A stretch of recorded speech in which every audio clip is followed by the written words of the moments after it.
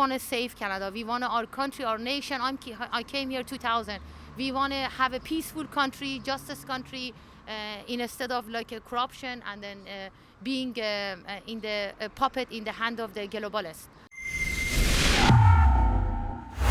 Sarah Stock for Rebel News. We're here in front of MP Arif Virani's office. He's also Canada's Justice Minister, which earlier today it was vandalized by pro-Palestine protesters who sprayed fake blood all over the ground. It got cleaned up by the city shortly after, and it actually has been now replaced by a lot of signs promoting things like let's axe the carbon tax, no farmers, no food. This is the second time this week that a Liberal MP's office has been vandalized and attacked by these anti-Israel protesters who are calling for a full-on arms embargo of Israel.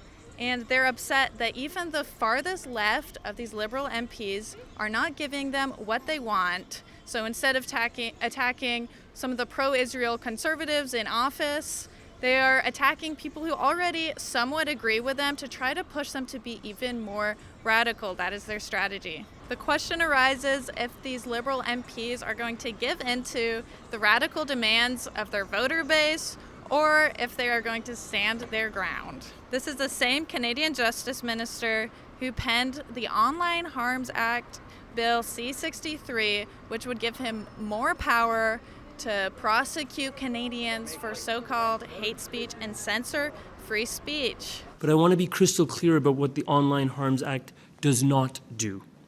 It does not undermine freedom of speech. It enhances free expression by empowering all people to safely participate in online debate. I wonder if this MP is going to consider these acts against him to be hate speech and try to use some new power to prosecute some of these pro-Hamas protesters who actually protested by pitching tents outside of his own home roughly a month ago.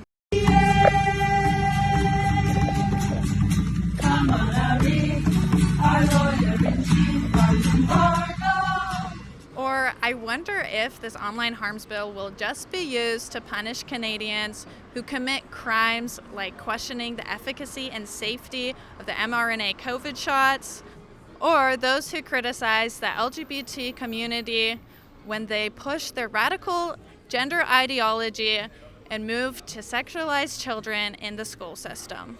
Now, these anti-Israel protesters were calling to burn down Toronto. But a woman I spoke to on the street who told me that although these anti-Israel protesters were calling to burn down Toronto, she didn't want to do that. She wanted what's best for Canada, and she replaced these signs with her own signs, which call for things like axing the carbon tax. It's good to know that there are people in Toronto who still want what's best for Canada, who do not want to burn down the city, and who support our freedom of speech here. Yeah, so these people, when they're protesting, spraying their paint, whatever, they're saying we should burn down Toronto, but you're here and you're wanting to warn people about the bad things that are happening to Canada, and you're concerned about Canada. You're not wanting to burn it down, right? No, Canada. It's all when we are participate at the Freedom Rally every Saturday afternoon at the Queen's Park under the horse statue. When we are there between 12 o'clock to 2 o'clock, we are talking about we lost Canada, the people they're doing like that for Canada, and then we want to save Canada. We want our country, our nation. I came here 2000. We want to have a peaceful country, justice country, instead of a corruption and then being in the puppet in the hand of the globalists. But the carbon tax and then one of my sons said about the media is fake news. Fake news. Reporting for Rebel News, Sarah Stock. If you agree that foreign nationals who are in our country calling for genocide and violence need to leave, please sign our petition over at deporthamas.com.